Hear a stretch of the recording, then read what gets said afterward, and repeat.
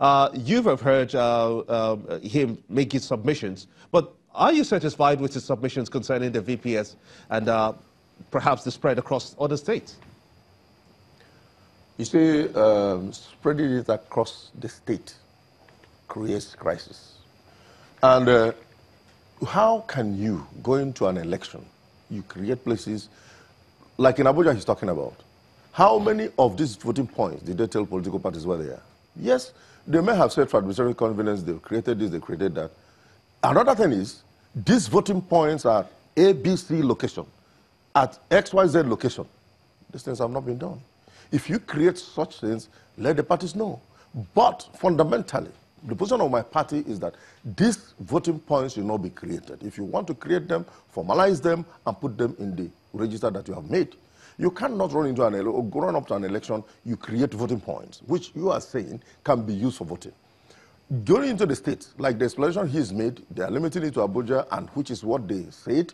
If they also mean well and they also maintaining what they said on the last meeting we had with them, the best thing that can be done, these voting points in Gwagwalada, you can get them here. In Abaji, you can get them here.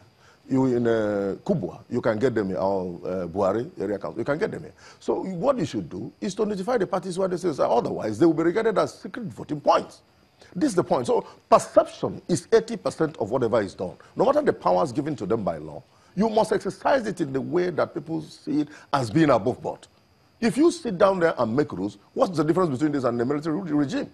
We might as well say we're in a tyranny, where you cannot inform people, you carry people along. We must be part of this process. Otherwise, they should conduct an election for themselves. But having said that, our own position is that the power to create these voting points should not be exercised. These voting points should not be created.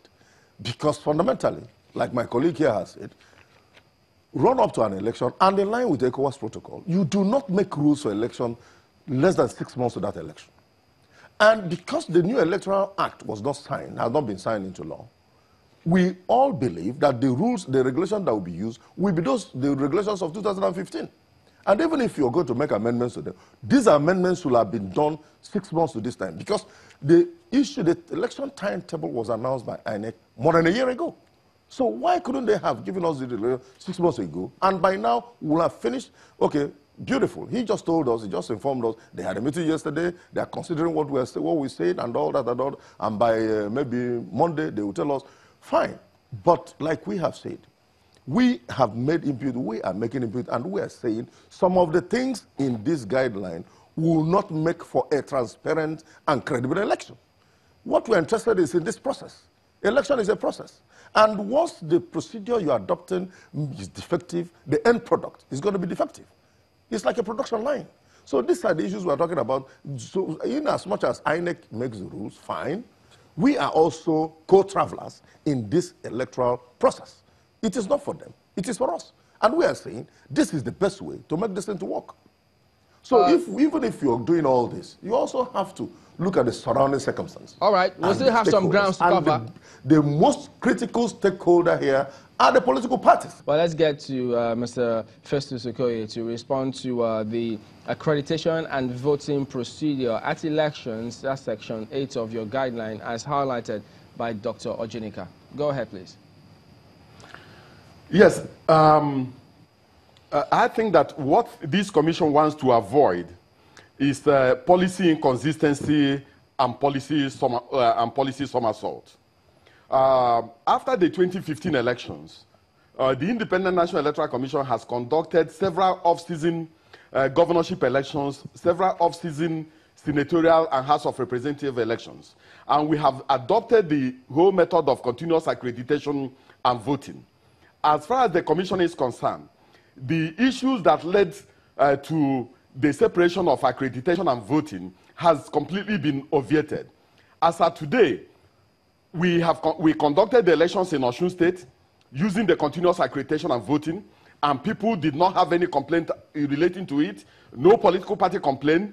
We did the same thing in Ekiti. No political party complained. We conducted the Katsina senatorial by-elections, the Parchi senatorial by-elections using the continuous accreditation and voting.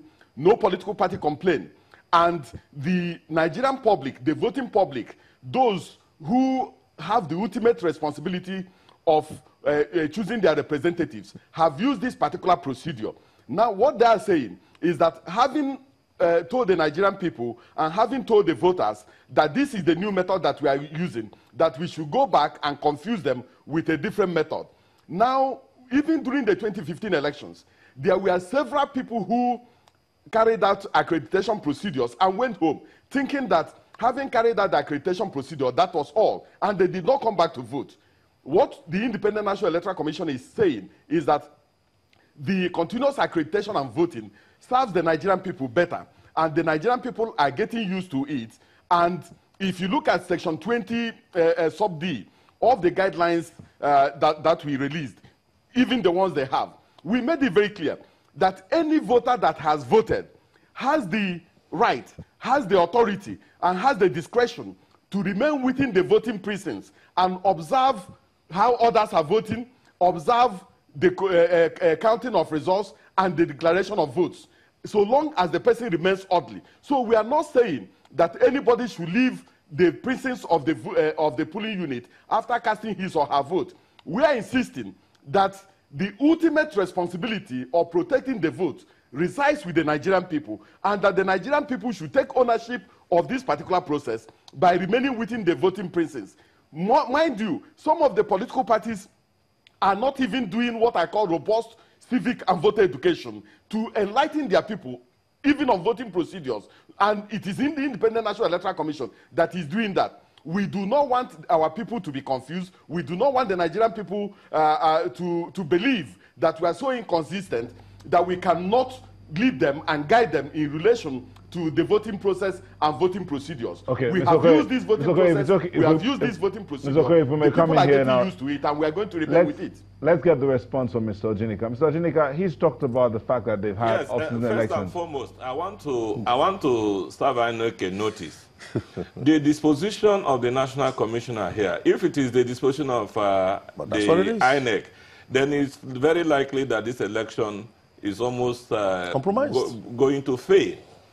I overheard the INEC chairman saying that he will outshine the former chairman. I see total failure for this 2019 election because of the disposition. First and foremost, we'll demand, and we'll take advantage of this to serve them notice. We'll demand that before a final release of any of the guideline, we demand that we must see those amendments and all the views we have canvassed. We will need to get back to another level of consultation to see them before the final enactment. Because in the event of getting a final enactment without further consultation, it's very likely that this election will be going to a very serious halt. Secondly, the explanations they have given as concerns as I said, every coin has two sides. In terms of confusion or inconsistency, the one that a majority of Nigerians are used to is the accredit and vote. The elections that were conducted were only done in 6 states, and in those 6 states, he said there were no complaints. There were complaints. All of them ended up in court.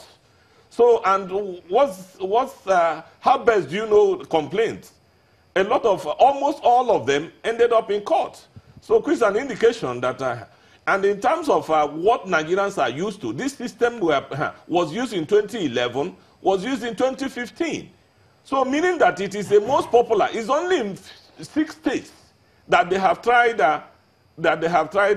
the continuous accreditation and voting system.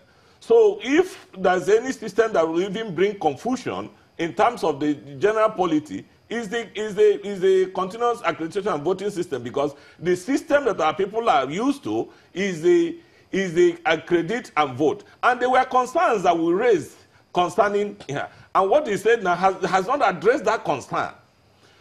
The issue of knowing the number of accredited voters is very key, because in the previous election, especially in that case of Osho and in other elections, where they have to do a lot of cancellations at the level of booths.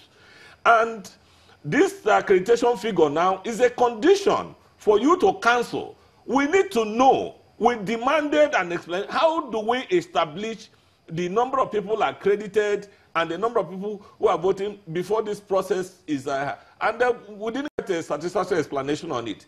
And we would demand further consultation on that matter. We have to be satisfied to be sure that the process will be credible at the end of the day. Okay. So the explanation he has given is not in any way satisfactory at all.